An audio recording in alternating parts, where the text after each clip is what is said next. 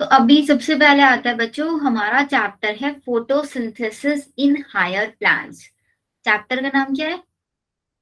Photosynthesis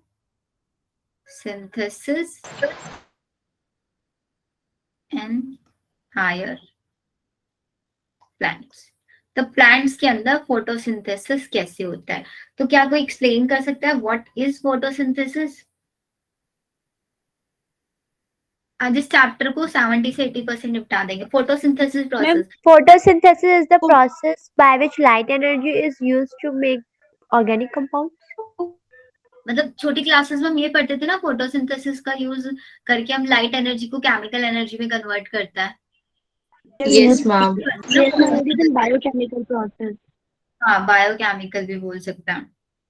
तो इसीलिए photosynthesis का हमारी एनसीईआरटी लाइन लिखती है, it is a process of physiochemical type process होता है। फिजियो मतलब होता है फिजिकल और केमिकल प्रोसेस भी है। क्यों हम फिजियोकेमिकल प्रोसेस इसको बोल रहे हैं? बिकॉज हम यहाँ पे क्या कर रहे हैं, CO2 लिया प्लस H2O लिया, यही तो लेता है, in the presence of chlorophyll and sunlight. Sunlight. इन सब की प्रेजेंस में हम लोग यहाँ पे केमिकल कंपाउंड बनाते हैं C6H12O6, जो कि होता है लिक्विड फॉर्म में। याद रखना, ग्लूकोज लिक्विड फॉर्म में होता है। तो मैं यहाँ पे एक गैस से लिक्विड बना रही हूँ, स्टेट चेंज कर रही हूँ ना, और जब किसी का स्टेट चेंज होता है तो उसको फिजिकल चेंज बोलता है। Yes, ma'am. Yes, तो ma'am. कोई नया Yes, ma'am. होता है उसको केमिकल चेंज बोलता है। नया केमिकल कंपाउंड नया बन रहा है ना, ग्लूकोज। Yes, ma'am. तो इसलिए इसको फिजियोकेमिकल प्रोसेस बोलते हैं, by which green plants use light energy, light का यूज करते हैं और ऑर्गेनिक कंपाउंड्स को बनाता है। It is the basis of life on earth. Photosynthesis की वजह से ही आज हमारे अर्थ पे जो लाइफ है वो पॉसिबल हो पाई है। Ultimately all living forms depend on sunlight for energy. जितने भी लिविंग ऑर्गेनिजम्स हैं वो सब डायरेक्टली और इनडायरेक्टली सनलाइट के ऊपर ही डिपेंड करते हैं अपनी सभी एनर्जी नीड्स को पूरा करने के लिए। अब मेन चीज ये आती है कि हम लोगों को कैसे ये चीज पता चली कि फोटोसिंथेसिस में CO2 की रिक्वायरमेंट होती है, वाटर की रिक्वायरमेंट होती है, और साथ में ऑक्सीजन गैस यहाँ पे रिलीज होती है। ये सब हमको कैसे पता चला कि सनलाइट के अंदर ये प्रोसेस होगा, अगर सनलाइट नहीं आएगी तो फोटोसिंथेसिस नहीं होगा, क्लोरोफिल ही जरूरी होता है इस प्रोसेस होने के लिए। तो इन सब चीजों को पता करने के लिए बहुत सारे एक्सपेरिमेंट्स किए गए। एग्जैक्टली फोटोसिंथेसिस की डेफिनेशन, फोटोसिंथेसिस की इंपॉर्टेंस कोई पूछेगा, ये हमारा एक प्राइमरी सोर्स है फूड का ऑन अर्थ, एंड ये ऑक्सीजन भी रिलीज करता है, और ऑक्सीजन की इंपॉर्टेंस तो आप लोगों को पता ही है क्या होती है, पता है ना? Without oxygen we can't survive. तो अब सबसे पहली चीज आती है कि experiments related with photosynthesis. Photosynthesis को एक्सप्लेन करने वाले कौन कौन से एक्सपेरिमेंट्स हम लोगों को पढ़ना है। पहला एक्सपेरिमेंट आता है, हम लोगों ने एक वेरीजेटेड लीफ लिया। वेरीजेटेड लीफ का मतलब, देखो नॉर्मली भी आप ये चीज अपने घरों में कर सकते हो।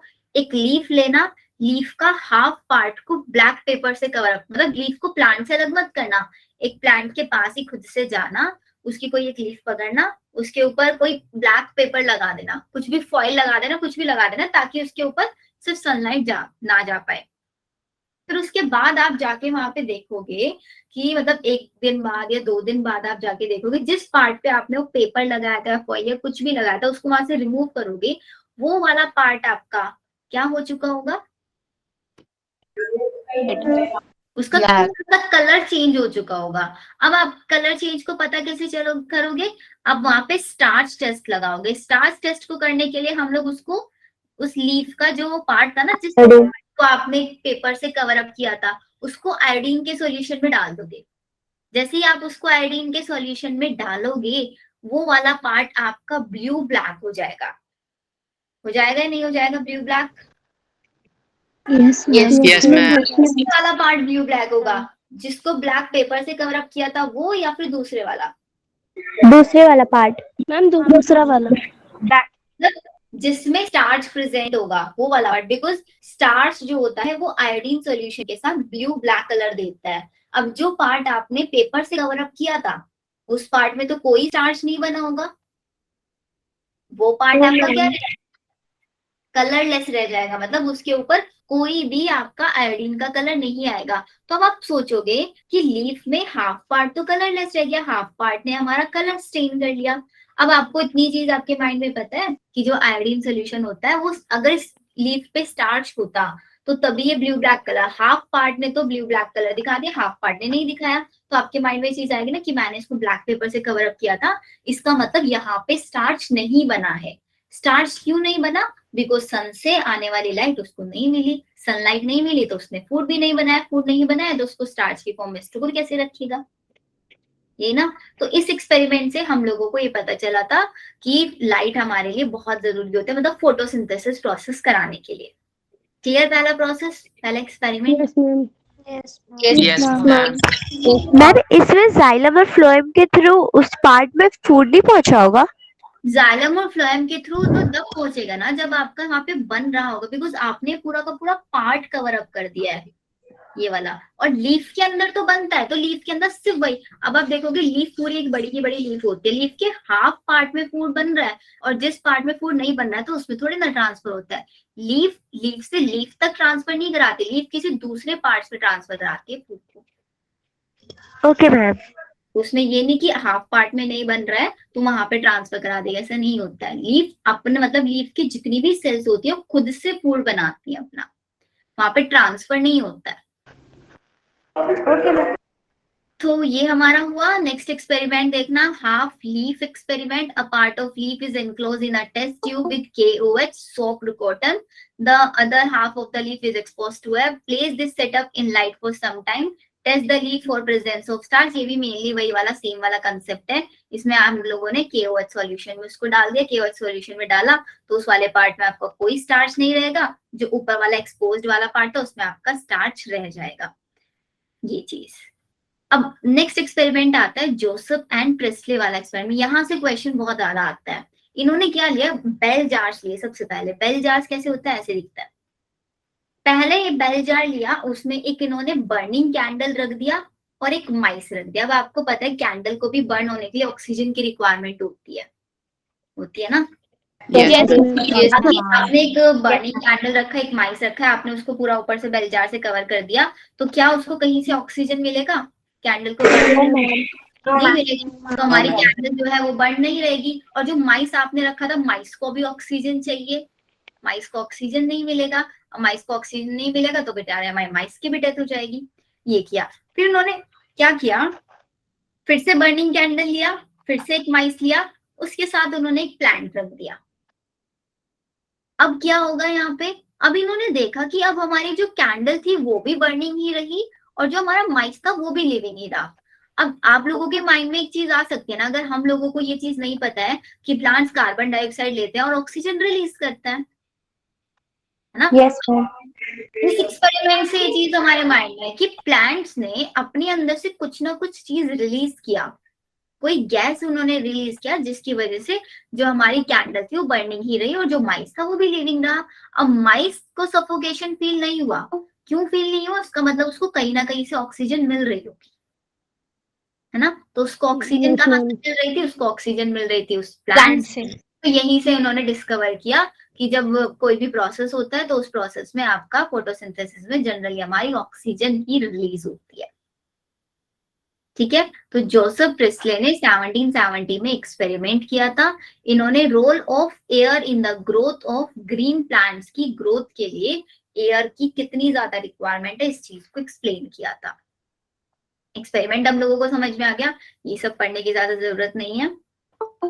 नेक्स्ट एक्सपेरिमेंट आता है इंजन हाउस एक्सपेरिमेंट या जैन इंजन हाउस, इसको मेनली इंजन हाउस एक्सपेरिमेंट हम बोल देते हैं। 1730 से 1799 तक एक्सपेरिमेंट चला गया था। इस एक्सपेरिमेंट में क्या किया था, देखो, ही कंडक्टेड द सेम एक्सपेरिमेंट। जो अभी वो बेल जार वाला एक्सपेरिमेंट चल रहा था ना, वही इन्होंने सेम एक्सपेरिमेंट किया, लेकिन अब इन्होंने क्या किया, उन्होंने तो सिर्फ वो एक्सपेरिमेंट डे टाइम में किया था। अब इन्होंने सेम एक्सपेरिमेंट को नाइट में भी करके देखा। अब नाइट में क्या प्लांट्स ऑक्सीजन रिलीज करते हैं? No ma'am. नाइट के टाइम पे माइस और बर्निंग कैंडल रखोगे तो क्या माइस को सफोकेशन होगा? Yes, ma'am. Yes, ma'am. तो इन्होंने सेम एक्सपेरिमेंट को रिपीट किया डे टाइम में और नाइट टाइम में, और उस समय हम लोगों को ये पता चला कि जो ग्रीन प्लांट्स होते हैं वो ऑक्सीजन रिलीज करते हैं ओनली डे टाइम। ये चीज, इसके अलावा एक ऐसे भी इन्होंने एक्सपेरिमेंट को पता किया था वाटर के थ्रू। एक प्लांट ले लिया, प्लांट को वाटर के अंदर डिप करके देखा, उन्होंने देखा डे के टाइम में तो क्या होता है वाटर के अंदर बबल्स आ रहे थे। बबल्स किस चीज की? तो ऑक्सीजन के। फिर इन्होंने सेम नाइट टाइम में भी उस चीज को देखा, नाइट टाइम में देखा कोई बबल्स नहीं थे वहां पे। ऐसे ही इन लोगों ने इन्होंने एक्सपेरिमेंट से ये पता लगाया कि ऑक्सीजन तो रिलीज करता है लेकिन सिर्फ डे टाइम में, नाइट टाइम में नहीं। अभी तो हम लोगों को देखो सारी चीजें लर्न है, बस एक्सपेरिमेंट्स आप लोगों को पता होना चाहिए कि कैसे कैसे इन्होंने इस चीज को पता किया। याद रहेगी ये चीज? Yes, ma'am. Yes, ma'am. Yes, ma'am. हाँ हाँ, मैम बट नाइट टाइम में तो कार्बन डाइऑक्साइड लिबरेट होता है ना? नाइट टाइम में ऑब्वियसली कार्बन डाइऑक्साइड, लेकिन कार्बन डाइऑक्साइड में यहाँ पे वाटर में बबल्स नहीं दिखाई दिए थे उनको उस टाइम पे, क्योंकि कार्बन डाइऑक्साइड रिलीज होता है नाइट टाइम में जब आपका सनलाइट से फोटोसिंथेसिस नहीं हो रहा था ना वहां पे। फोटोसिंथेसिस अब आप, जब मैं इसके आपको बढ़ाऊंगी ना C3 साइकिल C4, आपको तब दिखेगा वहां पे कि कार्बन डाइऑक्साइड का रोल कहाँ पे है डार्क रिएक्शंस में। डार्क रिएक्शंस जब हम देखेंगे तो वहां पे आप देखो कार्बन डाइऑक्साइड यूज अप भी होती रहती है सेम टाइम पे। मेनली अभी पहले इनका मेन फोकस था ऑक्सीजन को पता करना। कार्बन डाइऑक्साइड का भी एक्सपेरिमेंट आएगा, आई गेस है या नहीं आपके सिलेबस में, I am not sure, but oxygen वाला है। पहला एक्सपेरिमेंट आप लोगों का पता करना ये है कि प्लांट्स के लिए क्लोरोफिल बहुत जरूरी होता है। जो हमने स्टार्च वाला किया, स्टार्च वाले से हम लोगों को पता चलता है कि वहां पे क्लोरोफिल था। एंड सेकेंड एक्सपेरिमेंट में हम लोगों ने कंफर्म किया ऑक्सीजन होना चाहिए, डे और नाइट टाइम वाला कंसेप्ट हम लोगों ने क्लियर कर लिया। फिर नेक्स्ट हमारा सेक का एक्सपेरिमेंट आता है। सेकंड एक्सपेरिमेंट कब किया था? 1854 is produced when plants grow and it usually stored as starch। इन्होंने बोला कि जो प्लांट होता है फोटोसिंथेसिस प्रोसेस के थ्रू ग्लूकोज बनाता है एंड उसी ग्लूकोज को स्टार्च की फॉर्म में स्टोर करा देता है। एंड ये भी चीज इन्होंने प्रूव किया था कि क्लोरोफिल जो होता है वो हमारा एक स्पेशल बॉडीज, एक स्पेशल टाइप की सेल ऑर्गेनली होती है जिसको बोलता है क्लोरोप्लास्ट, उसके अंदर प्रेजेंट होता है। And glucose is made in the green part of the plants only. Plants के सिर्फ वो सिर्फ ग्रीन पार्ट्स में बनता है। और ग्रीन क्यों होते हैं? क्योंकि उन ग्रीन पार्ट्स के अंदर क्लोरोफिल देखा गया था। क्लोरोफिल एक ग्रीन पिगमेंट होता है, किसके अंदर प्रेजेंट होता है? क्लोरोप्लास्ट के अंदर प्रेजेंट होता है। ये 3 स्टेटमेंट हमारे सेक्स साइंटिस्ट ने दिए थे, ये आपको याद रखना है। अब यहाँ से भी बच्चों मेनली बहुत क्वेश्चन आता है एंगलमैन एक्सपेरिमेंट। एंगलमैन एक्सपेरिमेंट में इन्होंने क्या किया, इसका डायग्राम देखो सबसे पहले तो। अब जैसे कि आपको पता है कि अब प्रिज्म वाला एक्सपेरिमेंट किया कि हम व्हाइट लाइट को पास ऑन कराते हैं प्रिज्म से, तो प्रिज्म उसको व्हाइट लाइट को 7 डिफरेंट कलर्स में कराता नहीं। तो यहाँ पे ना ये बोला जाता है कि हम लोग बोलते हैं फोटोसिंथेसिस के लिए लाइट जरूरी है, लेकिन फोटोसिंथेसिस के लिए जो ये विब्ग्योर लाइट है इसमें से सिर्फ ब्लू और रेड, ये 2 लाइट्स ही सबसे ज्यादा इफेक्टिव मानी जाती हैं किसके लिए? फोटोसिंथेसिस के लिए। वो कैसे पता चला? वो इन्होंने एक एक्सपेरिमेंट किया। अब इन्होंने क्या किया, आपका एक ग्रीन एल्गी ले लिया। ग्रीन एल्गी में इन्होंने लिया था आपका क्लेडोफोरा। ग्रीन एल्गी लिया एंड उस ग्रीन एल्गी के ऊपर आपका मतलब विब्ग्योर से ऐसे लाइट पास ऑन हो रहा था। अब उसके साथ साथ इन्होंने क्या किया, कुछ एरोबिक बैक्टीरिया को भी छोड़ दिया। अब एरोबिक बैक्टीरिया क्या करेंगे? ऑक्सीजन यूज करेंगे। ऑक्सीजन यूज करेंगे, एरोबिक बैक्टीरिया होते हैं। तो यहाँ पे क्या करा इन्होंने, ग्रीन एल्गी लिया और उसके साथ कुछ एरोबिक। अब एरोबिक बैक्टीरिया को तो ऑक्सीजन चाहिएगा, और हमारा जो ग्रीन एल्गी है, ग्रीन एल्गी फोटोसिंथेसिस करेगा। अभी हमने देखा फोटोसिंथेसिस में ऑक्सीजन रिलीज करेगा। तो हम यहाँ पे ये पता लगा सकते हैं कि देखो जब यहाँ पे ब्लू लाइट पास हो रही है आपकी, तो ब्लू लाइट में सबसे ज्यादा एरोबिक बैक्टीरिया हमें मिल रहे हैं। फिर यहाँ इस वाले रीजन में एरोबिक बैक्टीरिया बिल्कुल डाउन हो गए। फिर यहाँ वाले रीजन में भी एरोबिक बैक्टीरिया का अमाउंट बहुत ज्यादा बढ़ गया। इससे क्या हम लोगों को पता चल रहा है? इससे हम लोगों को ये पता चल रहा है कि जो हमारी प्रिज्म से व्हाइट लाइट आ रही थी, उस व्हाइट लाइट का जो ब्लू वाला कंपोनेंट है वो यहाँ पे मैक्सिमम फोटोसिंथेसिस करा रहा है, और जो ग्रीन वाला कंपोनेंट है ये आपका मिनिमम फोटोसिंथेसिस करा रहा है। अगेन रेड वाले में भी मैक्सिमम फोटोसिंथेसिस हो रहा है। Yes ma'am.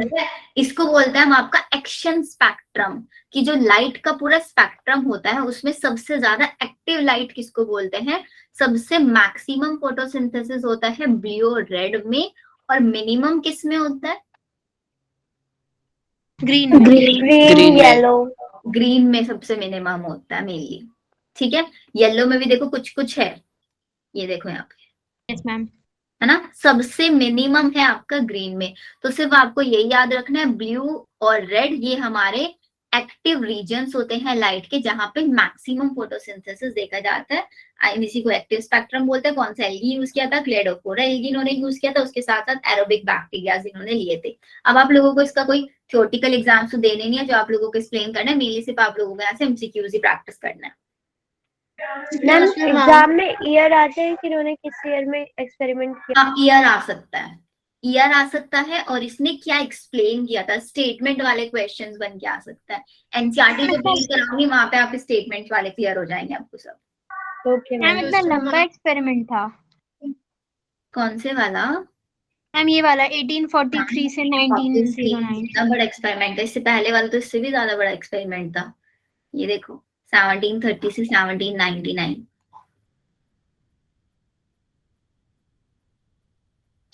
तो ये हमारा एक्सपेरिमेंट हुआ। एंड बाय द मैम इस एक्सपेरिमेंट में अगर हम ब्लू लेजर लाइट को सिर्फ पास करें तब भी हमें यही शो होगा, ब्लू या फिर रेड लेजर लाइट को? Pure red laser light use कर सकते हैं, इसकी वेवलेंथ वही होनी चाहिए जो प्रिज्म से आ रही है। वेवलेंथ मैटर करती है लाइट के सिर्फ, फिर आप कोई सी भी लाइट यहाँ पे पास ऑन कराओ। Okay ma'am. चलो, फिर इसके बाद by the middle of 19th century it is discovered that plant use light energy to make carbohydrate from CO2। हाँ जी, बोलो बोलो। शिवांश आंचल को डाउट है? Excuse me, ma'am. इंगरहॉर्स के एक्सपेरिमेंट मैम मैं जोसेफ प्रिस्टली और जैन इंगरहॉर्स के एक्सपेरिमेंट थोड़ी सी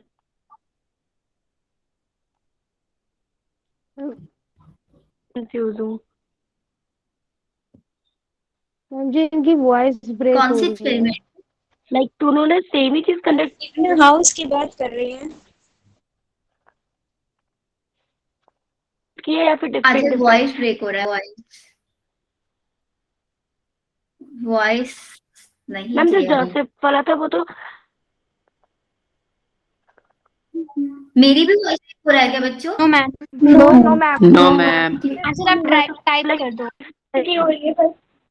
Excuse me, ma'am. था बोलो। मैम पहले हो रही थी, मेरे साइड से बहुत हो रही थी, वॉइस ब्रेक हो रही थी, तो मैंने रिजॉइन करा, फिर सही हो गया।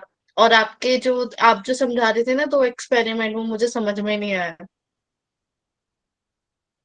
एक काम करूंगी, मैं सारे एक्सपेरिमेंट्स आपको शॉर्ट में लास्ट में समझा दूंगी सारे। Okay okay okay ma'am. Anchal का भी आएगा एक्सपेरिमेंट से डाउट्स है ना, एंड में आपको मैं सारे एक्सपेरिमेंट। बोली थी तो एक्सपेरिमेंट एक जैसा है। मैम वॉइस ब्रेक हो रहा है। जोसेफ और जेन के एक्सपेरिमेंट बोल रही है कि कंफ्यूजन है। बेटा जोसेफ और जेन के एक्सपेरिमेंट में क्या कंफ्यूजन हो सकता है, उन्होंने तो सिर्फ उसका रिपीटेशन देखो ना। जोसेफ वाले एक्सपेरिमेंट में इन्होंने क्या किया था, बेल जार वाला एक्सपेरिमेंट लिया था, बेल जार में आपको माइस वाला और ये मिंट प्लांट इन्होंने लिया था। एंड जेन वाले एक्सपेरिमेंट को सिर्फ मतलब इन्होंने इसी एक्सपेरिमेंट को वापस से रिपीट किया था। उन्होंने वो एक्सपेरिमेंट को क्या किया, ऐसे ही नॉर्मल डे टाइम में गैस प्रूफ किया ना? क्या बोल रहे हो? वही रिपीटेशन का पूछ रही थी कि रिपीट किया था या फिर गैस को फाइंड किया था। नहीं ये सेम कंफ्यूजन थी। एक्सपेरिमेंट को दोबारा से किया था नाइट टाइम में, सेम एक्सपेरिमेंट को नाइट में कंडक्ट किया था। मैम बस इसमें नाइट का डिफरेंस आ गया था ना। हाँ बस इसमें नाइट का डिफरेंस आ गया था। मतलब उन्होंने तो बोल दिया था ऑक्सीजन रिलीज हो रही है वहां पे, लेकिन फिर इन्होंने सोचा कि नाइट में भी इसको करके देखे क्या नाइट में भी ये चीज हो रहा है नहीं, और फिर उनको पता लगा कि नाइट में नहीं हो रहा है ये चीज। वो नाइट में ना करके किसी डार्क रूम में करते तभी भी सेम रिजल्ट आ रहा है। टेस्ट की टाइमिंग क्या है? बेटा टेस्ट पूरा दिन एक्टिव रहता है, किसी भी टाइम दे देना आप। लिंक तो आपको पता चलता है ना, जैसे पहले होता था टेस्ट में, आपको शायद सुबह 10 बजे के आसपास शेयर कर देता है और रात में 11:30 तक एक्टिव रहता है। मैम अगर एक्सपेरिमेंट नाइट में ना कंडक्ट करके अगर किसी डार्क रूम में कंडक्ट करते तभी भी सेम रिजल्ट आता अगर ना। वो डार्क रूम में कंडक्ट करते तभी भी सेम आता, बिकॉज वहां पे भी फोटोसिंथेसिस नहीं होता।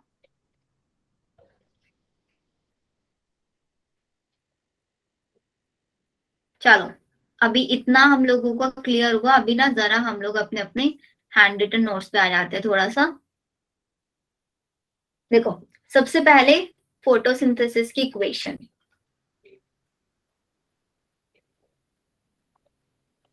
क्या इक्वेशन होता है फोटोसिंथेसिस का? 6CO2 plus 12H2O in presence of light, C6H12O6 plus 6H2O plus 6O2. C6H12O6 plus 6O2 in the presence of chlorophyll sunlight. ये हम लोगों को क्लियर है। अब फोटोसिंथेसिस के लिए अगर हम रॉ मटेरियल लिखना चाहें तो रॉ मटेरियल आपको बताइए, क्या बोल रहे हो? वाटर भी तो रिलीज होगा 6 mole. Yes ma'am. Water release होगा यहाँ पे?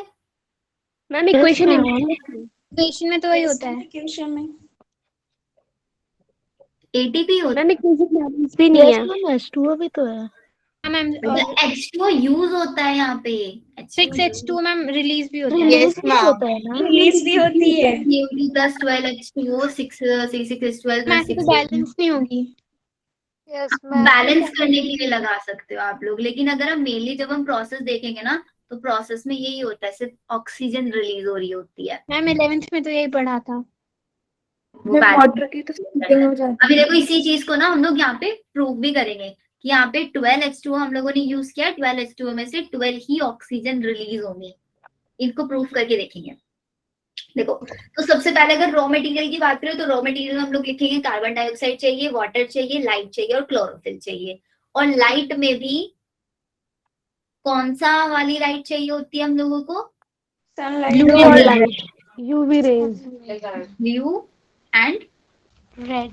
Red yes ma'am. को हम बोलते हैं most effective in photosynthesis.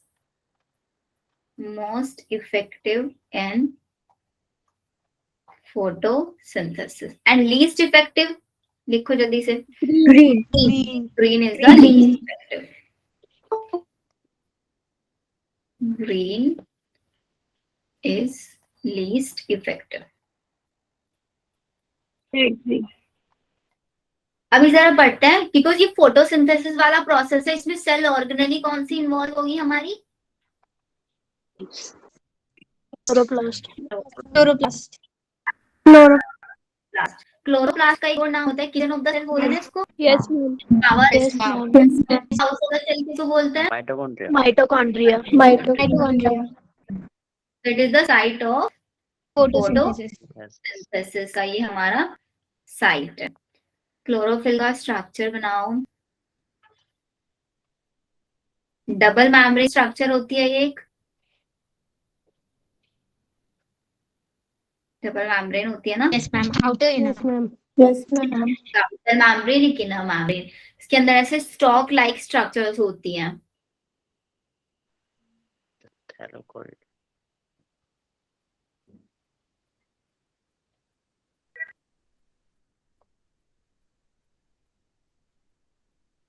Grana.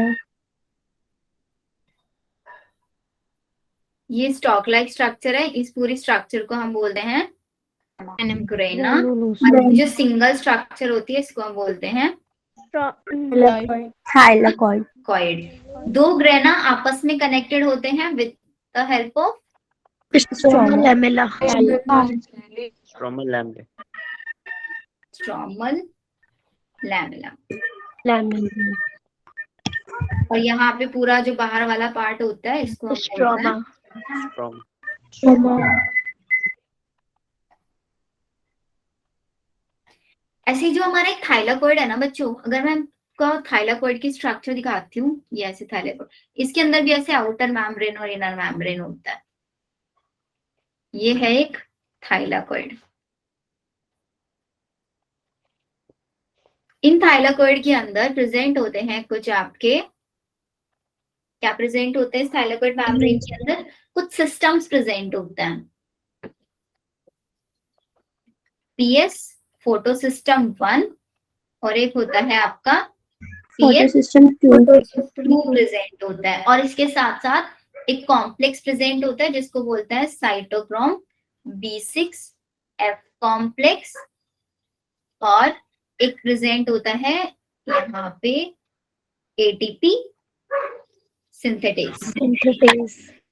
Synthetase या फिर इसी को हम कपलिंग फैक्टर भी बोल देते हैं। ये चीज अभी याद कर लेना बिकॉज इनमें प्रोसेसेस पढ़ेंगे तो आप लोगों को फिर याद नहीं रहता है। इसके अलावा जो स्ट्रोमा लैमेला है इसके पास भी एक सिस्टम प्रेजेंट होता है। कौन से वाला सिस्टम प्रेजेंट होता है इसके पास? यहाँ पे देखो फोटो सिस्टम 1 और फोटो सिस्टम 2 दो सिस्टम्स प्रेजेंट है यहाँ पे, लेकिन यहाँ पे सिर्फ एक सिस्टम होता है। कौन से वाला होता है? Photosystem 1. बोलो। Photo system 1। Yes, ma'am. ये यहाँ पे होता है फोटो सिस्टम 1। अब हम बात करते हैं आपका दो रीजन्स हम लोगों ने पढ़े, एक होता है यहाँ पे ग्रेना और एक होता है स्ट्रोमा। अगर हम बात करते हैं ग्रेना की, ग्रेना के अंदर हमारी होती है लाइट रिएक्शन। स्ट्रोमा के अंदर होती है हमारी लाइट रिएक्शन, वो रिएक्शन जिसके अंदर सनलाइट की रिक्वायरमेंट होगी, या फिर इनको लाइट डिपेंडेंट रिएक्शन भी बोल सकते हैं। लाइट डिपेंडेंट रिएक्शन दो टाइप की होती है, एक होता है नॉन साइक्लिक फोटोफॉस्फोराइलेशन और एक होता है साइक्लिक फोटोफॉस्फोराइलेशन।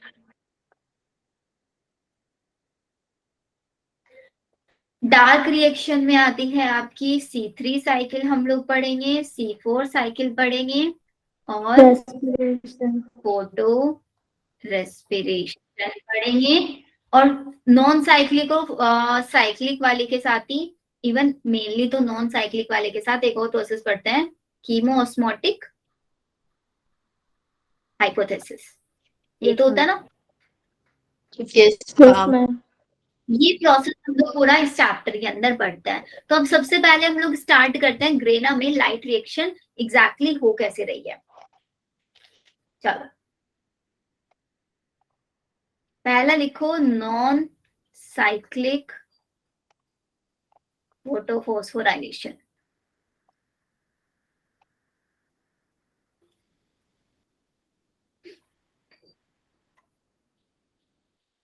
कैसे होगा ये प्रोसेस हमारा? यहाँ पे सपोज करो मेरे पास प्रेजेंट है, देखो कोई चीज याद रखना, ये जो हम लोगों ने स्ट्रक्चर्स बनाए ना क्लोरोफिल के, इन्हीं के अंदर प्रेजेंट होता है थाइलाकोइड के अंदर क्लोरोफिल पिगमेंट्स प्रेजेंट होता है। क्लोरोफिल कितने टाइप के होता है? मैम 4 टाइप्स के होते हैं। 5 टाइप्स के होते हैं बेसिकली। क्लोरोफिल होते हैं आपके 5 टाइप के, chlorophyll A, chlorophyll B, C, D and E. इसमें जो हमारा ये क्लोरोफिल ए है ये सबसे एसेंशियल होता है, इसीलिए हम इसको बोल देते हैं universal photosynthetic pigment. Universal photosynthetic pigment. और जो बाकी के बच गए इनको हम बोलते हैं एसेसरी पिगमेंट। इनका काम क्या होता है? देखो जो हमारा ये यूनिवर्सल वाला फोटोसिंथेटिक पिगमेंट है ये सन से आने वाली लाइट को ट्रैप करेगा, मतलब इसको एब्जॉर्ब यही करता है। अब सपोज करो जैसे कि ये हमारा क्लोरोफिल ए है और ये जो एसेसरी पिगमेंट्स होते हैं ना इसके आसपास में प्रेजेंट होते हैं ऐसे। तो आप खुद बताओ लाइट पहले क्लोरोफिल ए के पास आएगी या एसेसरी पिगमेंट्स के पास आएगी? Accessory pigment. एसेसरी पिगमेंट्स क्या करेंगे? लाइट को एब्जॉर्ब करेंगे और एब्जॉर्ब करके किसको पास ऑन कर देंगे? क्लोरोफिल ए को। एसेसरी पिगमेंट्स का काम लिख लो यहाँ पे, absorb light energy of different wavelengths की लाइट को एब्जॉर्ब करेंगे and hand over to chlorophyll A. Chlorophyll A. Chlorophyll A को हैंड ओवर करने का ही काम करेंगे। ठीक है, ये हुआ। तो यहाँ पे मेरा सेंटर में है क्लोरोफिल ए और इसके आसपास में प्रेजेंट है सारे chlorophyll Accessory pigment. B C D E accessories.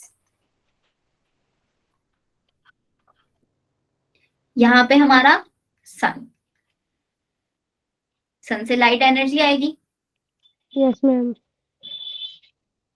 सन से लाइट एनर्जी आई, एसेसरी पिगमेंट्स ने एनर्जी को Absorb किया. एब्जॉर्ब किया और एब्जॉर्ब करके किसको दे दिया, क्लोरोफिल। अब क्लोरोफिल ए क्या करेगा, जैसे ही क्लोरोफिल ए को लाइट एनर्जी मिली एक्साइट हो जाएगा।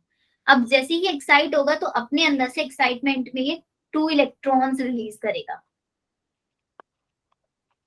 कितने इलेक्ट्रॉन्स रिलीज करे इसने, 2 इलेक्ट्रॉन्स रिलीज Two किए। electrons. इलेक्ट्रॉन आए कहां से वो भी समझाऊंगी। तो ये इलेक्ट्रॉन सबसे पहले जाते हैं हमारी पीईए के पास। What is PEA? Primary electron acceptor. Primary electron acceptors. और प्राइमरी इलेक्ट्रॉन एक्सेप्टर्स कौन है मेरे, PS1 एंड PS2। ये जो PS1 और PS2 होते हैं ना, दोनों प्राइमरी इलेक्ट्रॉन एक्सेप्टर्स होते हैं। और इस केस में प्राइमरी इलेक्ट्रॉन एक्सेप्टर मेरा क्या है, सबसे पहले PS2 है। PS2. Ma'am PS2। तो इसको लिख दो PS2। तो सबसे पहले इलेक्ट्रॉन गए मेरे PS2 के पास। अब जैसे ही इसके पास इलेक्ट्रॉन गए, इसने इलेक्ट्रॉन्स को हैंड ओवर कर दिया PQ के पास। PQ को दिए 2 इलेक्ट्रॉन्स, तो 2 इलेक्ट्रॉन्स। देखो जैसे ही कोई भी सब्सटेंस, कोई भी कंपाउंड इलेक्ट्रॉन्स को एक्सेप्ट करता है तो रिड्यूस हो जाता है। अभी PQ हमारा रिड्यूस हो गया। अब ये रिड्यूस हुआ, इसने वापस से इलेक्ट्रॉन सब दूसरे को दे दिया और ऑक्सीडाइज हो गया फिर से। PQ क्या है यहाँ पे, प्लास्टोक्विनोन। प्लास्टोक्विनोन से इलेक्ट्रॉन्स गए किसके पास, CY के पास। CY है यहाँ पे साइटोक्रोम B6F कॉम्प्लेक्स। फिर से 2 इलेक्ट्रॉन्स आगे ट्रांसफर हुए और ये गए PC के पास। What is PC here, plastocyanin. Plastocyanin. ये सारे के सारे बच्चे कंपाउंड जो हमारे थाइलाकोइड की मेम्ब्रेन है ना, उसी के ऊपर लगे हुए हैं। और बस इलेक्ट्रॉन्स आपके स्टेप बाय स्टेप चलते जा रहे हैं। यहाँ पे गए। अभी ये प्लास्टोसाइनिन इलेक्ट्रॉन्स किसको दे देगा, दूसरी फोटो सिस्टम को दे देगा। कौन से वाला फोटो सिस्टम है अभी ये मेरे पास, PS1। PS1 को इसने 2 इलेक्ट्रॉन दे दिए। और PS1 से फिर से इलेक्ट्रॉन किसके पास गए, PEA के पास गए, प्राइमरी इलेक्ट्रॉन एक्सेप्टर। इस प्राइमरी इलेक्ट्रॉन एक्सेप्टर ने इलेक्ट्रॉन्स को ट्रांसफर कर दिया FD के पास। FD means ferredoxin. FD के पास इलेक्ट्रॉन्स इसने ट्रांसफर किए। This is ferredoxin. अब ये वाला इंपॉर्टेंट प्रोसेस होता है बिकॉज यहाँ पे क्या हुआ है, फेरिडॉक्सिन में आपका NADPH कन्वर्ट हो गया NADPH2 में। ये कन्वर्जन हुआ। इसके साथ साथ यहाँ पे इस वाले स्टेप में एक ATP भी बना हमारा, एक ATP बना और एक NADPH2 यहाँ पे बना है। एक ATP बना, एक देखो अभी हम लोग CO2H2 फोटोसिंथेसिस वाला जो प्रोसेस है ना, उसमें हम डायरेक्टली ग्लूकोज नहीं बनाते हैं। ग्लूकोज बनाएंगे लेकिन उससे पहले मेरे को ग्लूकोज बनाने के लिए बहुत सारी एनर्जी की रिक्वायरमेंट है। बहुत सारे ATP और NADP वो बना रहे हैं अभी हम यहाँ से। लाइट एनर्जी को केमिकल एनर्जी में कन्वर्ट कर रहे हैं। ये केमिकल एनर्जी ही तो है, सन से जो आई ये लाइट एनर्जी है। अभी देखो मैंने इस लाइट एनर्जी को किस में कन्वर्ट कर दिया, ATP और NADPH2 में कन्वर्ट कर दिया। आया समझ में कैसे लाइट एनर्जी केमिकल एनर्जी में कन्वर्ट हो रही है। अब मेन कंसेप्ट यहाँ पे ये आता है कि बच्चों ये जो 2 इलेक्ट्रॉन्स है यहाँ पे, बिकॉज देखो ये इलेक्ट्रॉन्स हमारे यूज अप हो गए केमिकल एनर्जी बनाने में। तो इसका मतलब जितनी बार ये हमारी Z साइकिल चलेगी, ये Z बन रहा है ना यहाँ पे देखो ऐसे, इसीलिए इसको हम Z स्कीम भी बोल देते हैं। नॉन साइक्लिक है बिकॉज वापस से रिसाइकिल नहीं हो रहे हैं मेरे इलेक्ट्रॉन। तो हर एक स्टेप में 2-2 इलेक्ट्रॉन्स की जरूरत पड़ेगी। तो 2 इलेक्ट्रॉन्स कहाँ से आएंगे, वो 2 इलेक्ट्रॉन्स आएंगे फोटोलाइसिस से। यहाँ पे रोल होता है वाटर का, फोटोलाइसिस।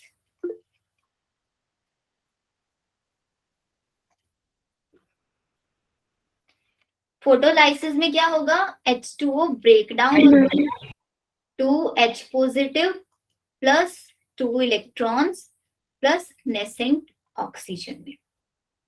यही 2 इलेक्ट्रॉन्स हर बार आपके एक वाटर मॉलिक्यूल रिलीज होगा, 2 इलेक्ट्रॉन्स अपसाइड जाएंगे, ये ऑक्सीजन आपकी बाहर रिलीज हो जाएगी और ये 2 हाइड्रोजन्स आपके वापस से एटीपी बनाने का काम करेंगे, जो केमी ऑस्मोटिक हाइपोथेसिस पढ़ता है ना हम लोग, उसमें यूज आएगा इसका। ये वाली साइकिल समझ में आई कैसे हो रही है?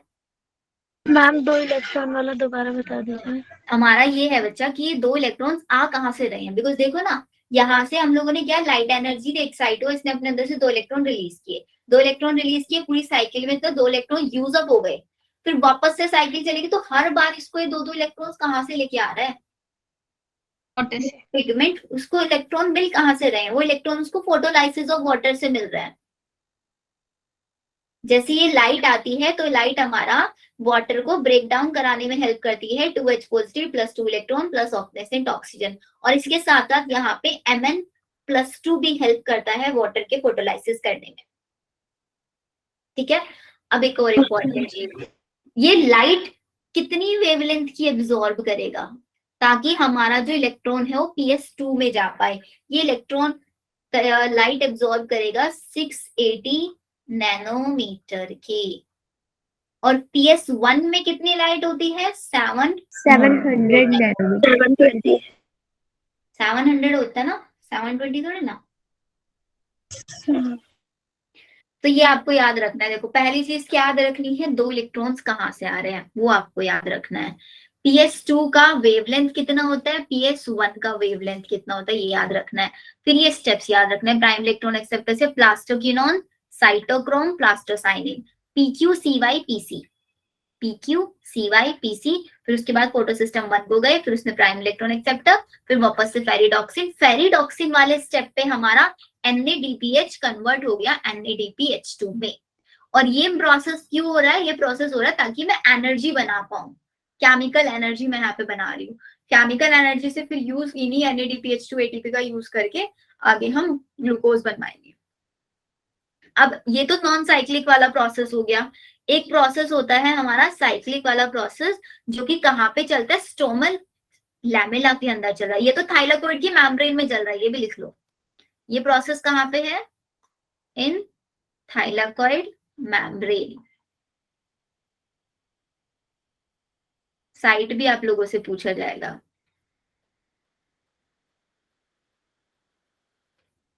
क्लियर?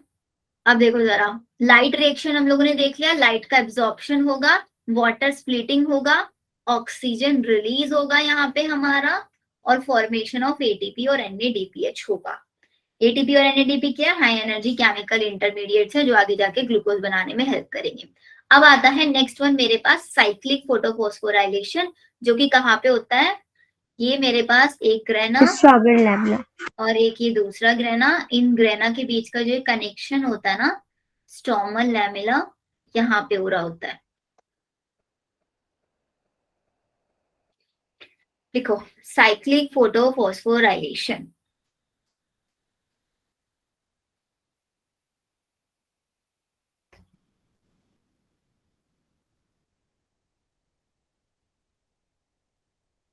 ये बहुत छोटा सा है। अब साइक्लिक प्रोसेस है तो इसका मतलब एक साइकिल वाली फॉर्म में चलेगा। अगेन वही होगा, यहाँ पे क्लोरोफिल ए होगा, मैटर करता है कि कौन सी वाली लाइट एब्जॉर्ब करेगा। अभी एब्जॉर्ब करेगा 700 नैनोमीटर वाली लाइट, बिकॉज स्टोमल लैमेला के ऊपर कौन सा PS प्रेजेंट था, PS1 प्रेजेंट है, इसलिए 700 नैनोमीटर की लाइट एब्जॉर्ब करेगा और देन अपने अंदर से 2 इलेक्ट्रॉन्स रिलीज करेगा। वो 2 electrons PEA primary electron acceptor ले लेगा, फिर उनको वही ट्रांसफर करेगा, FD के पास करेगा। अगेन FD यहाँ पे क्या है हमारा, फेरिडॉक्सिन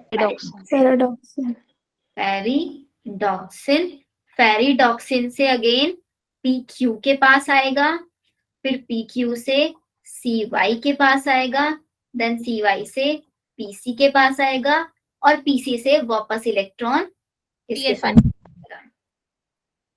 तो देखो हमें यहाँ पे बार बार इलेक्ट्रॉन्स बनाने की जरूरत नहीं पड़ेगी। इसका मतलब यहाँ पे कोई फोटोलाइसिस नहीं होगा ना, yes ma'am. Yes Yes, ma'am. Yes ma'am. क्योंकि बार बार हमारे वही 2 इलेक्ट्रॉन्स रिसाइकल हो रहे हैं, एटीपी यहाँ पे बनता है कितने, एक तो या इस वाले स्टेप में एक एटीपी बनता है। स्टेप्स भी याद रखने की, कौन से स्टेप पे एटीपी बन रहा है, एक एटीपी CY स्टेप पे बनता है। तो कितने एटीपी बने यहाँ पे, 2 एटीपी। क्या कोई NADPH बना, नो मैम। No ma'am. अगर मैं पहले वाले को और इसमें डिफरेंशिएशन लिखूं तो लिख सकती हूँ ना, वहां पे फोटोलाइसिस था, वहां पे एक एटीपी बन रहा था, यहाँ पे 2 एटीपी बन रहे हैं, वहां पे एक NADPH2 भी बन रहा था, यहाँ पे कोई NADPH2 नहीं बन रहा है। वो वाला प्रोसेस थाइलेकोइड मेम्ब्रेन में चल रहा था और नॉन साइक्लिक था, ये वाला प्रोसेस कहाँ पे, स्टोमल लैमेला के अंदर चल रहा है। Done. Yes, ma'am. Yes, ma'am.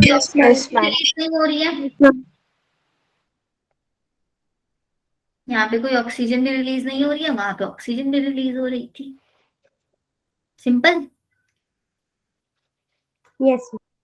चलो यस ये क्लियर हुआ मैम। 2 इलेक्ट्रॉन्स रिसाइकलिंग कैसे, देखो ना, सिर्फ इसको 2 ही इलेक्ट्रॉन्स चाहिए, 2 ही इलेक्ट्रॉन्स। एक बार इसने अपने अंदर से इलेक्ट्रॉन, मतलब सपोज करो एक ही वाटर मॉलिक्यूल है, उसने 2 इलेक्ट्रॉन्स इनको दे दिए, तो इसको बार बार फोटोलाइसिस की जरूरत नहीं पड़ रही है, इसको बस 2 इलेक्ट्रॉन कहीं से मिल जाए, वही बार बार रिसाइकिल हो रहा है। यहाँ से 2 इलेक्ट्रॉन गए, PA, फिर FD, PQ, CY, फिर वापस से इसके पास आ गए, फिर से लाइट एब्जॉर्ब करेगा, ये अपने 2 इलेक्ट्रॉन फिर से प्राइम इलेक्ट्रॉन एक्सेप्टर को दे देगा। ये साइकिल चलती है, एक साइकिल में 2 एटीपी बन रहे, फिर दोबारा से साइकिल चलेगी, फिर दूसरे 2 एटीपी बनेगी। ऐसे यहाँ पे इलेक्ट्रॉन्स का रिसाइकलिंग हो रहा है। डन। तो ये तो था देखो हम लोगों का लाइट रिएक्शन। अभी हम लोग आ जाते हैं अपने डार्क रिएक्शन पे। डार्क रिएक्शन, डार्क रिएक्शन को ही हम बोलते हैं आपका C3 साइकिल या फिर केल्विन साइकिल ना। Yes, ma'am. Yes ma'am. C3 Calvin या फिर केल्विन साइकिल लिख लो। डार्क रिएक्शन में होता क्या है, 3 स्टेप होता है, जो हमारी एनसीईआरटी भी लिखते हैं उसी वे में इसको पढ़ेंगे। पहला स्टेप होता है कार्बोक्सिलेशन, सेकेंड स्टेप होता है reduction, and third one step is regeneration. यहाँ पे क्या होगा, सबसे पहले मेरे पास एक कंपाउंड RUBP, RUBP कंपाउंड है। RUBP की full form ribulose 1,5 biphosphate. 1,5 biphosphate. ये हुआ। अभी हम लोगों ने देखा फोटोसिंथेसिस में ऑक्सीजन आता है और सॉरी कार्बन डाइऑक्साइड आता है, वाटर आता है, तो वही कार्बन डाइऑक्साइड और वाटर आएगा इस RUBP के साथ बाइंड अप कर जाएगा। CO2 प्लस वाटर इसके साथ बाइंड कर जाएगा, और किसकी प्रेजेंस में बाइंड करेगा, एक एंजाइम होता है रुबिस्को। रुबिस्को एक एंजाइम होता है, रुबिस्को की फुल फॉर्म कौन बताएगा। राइबुलोज 1,5 बाइफॉस्फेट कार्बोक्सिलेज और oxygenase. Ribulose 1,5 biphosphate carboxylase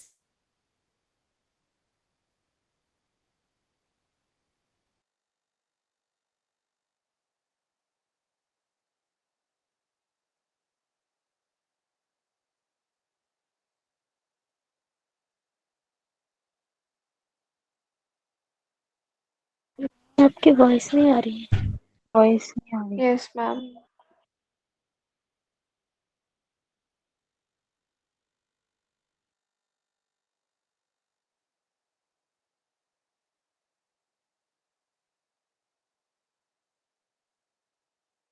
network issue होगा।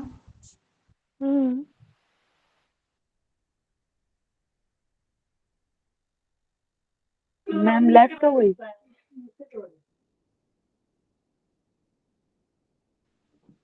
नहीं मैम, तो अभी भी मैम आपकी वॉइस नहीं आ रही।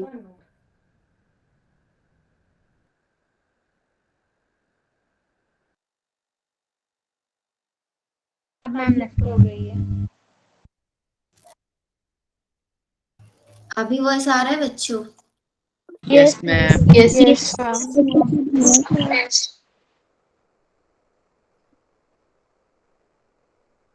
ये लिख लिया था आपने? Yes ma'am. यस मैं क्या बताई थी बच्चों, डार्क रिएक्शन में आप लोगों को समझाए थे 3 स्टेप होता है, कार्बोक्सिलेशन, रिडक्शन और रीजनरेशन। एंजाइम यूज करते हैं रुबिस्को। तो रुबिस्को में मैं ये बोल रही थी बच्चों कि ये जो कार्बोक्सिलेज और ऑक्सीजनेज, दो हम लोगों ने वर्ड्स इसमें यूज किया, इसका मतलब क्या है? किसका मतलब है ना, कार्बोक्सिलेज कार्बन डाइऑक्साइड को भी बाइंड कराने में हेल्प करेगा, ऑक्सीजनेज ऑक्सीजन को भी बाइंड कराने में हेल्प करेगा। तो मेरे को पता कैसे चलेगा कि कार्बोक्सिलेज की तरह काम करेगा, ऑक्सीजनेज की तरह काम करेगा? ये क्वेश्चन है। कैसे कैसे मेरे को पता चलेगा? ऑब्वियसली कंसेंट्रेशन पे। मेरे एटमॉस्फेयर में कार्बन डाइऑक्साइड की कंसेंट्रेशन ज्यादा होगी तो कार्बोक्सिलेज की तरह काम करेगा, ऑक्सीजन की कंसेंट्रेशन ज्यादा होगी तो ऑक्सीजन को बाइंड कराएगा। अब नाइट के टाइम में प्लांट्स के पास किसकी कंसेंट्रेशन ज्यादा होती है? Carbon dioxide. कार्बन डाइऑक्साइड की। तो यहाँ पे कार्बोक्सिलेज की तरह काम करेगा, कार्बन डाइऑक्साइड को बाइंड कराएगा। कार्बन डाइऑक्साइड यहाँ पे जैसे ही बाइंड कराएगा उसी प्रोसेस को कार्बोक्सिलेशन बोलेंगे और मेरे पास बन जाएगा यहाँ पे PGA। अगर मैम दोनों की कंसंट्रेशन सेम है फिर?